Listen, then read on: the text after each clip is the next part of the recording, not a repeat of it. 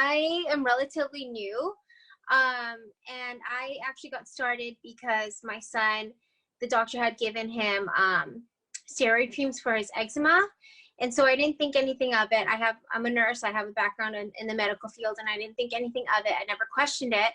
And he was only a baby, like 3 months, and it literally like melted his skin off. And he suffered for a good like 9 months.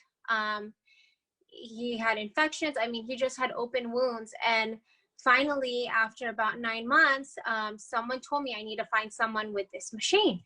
And a couple days after that, my friend Erin started posting it. And so I reached out and I said, hey, I really need to try that water for my son.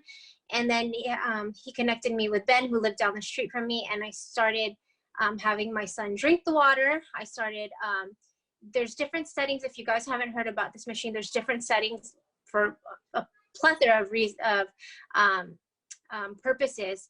And so I would bathe him in it. I would have him drink it. I would spray the disinfectant spray on his skin. It's safe enough to spray on wounds. It's actually used for wounds. And then from then on, he never got any infections. And literally after 9 months of him suffering, he had the most progress he had throughout the whole 9 months in only 6 days.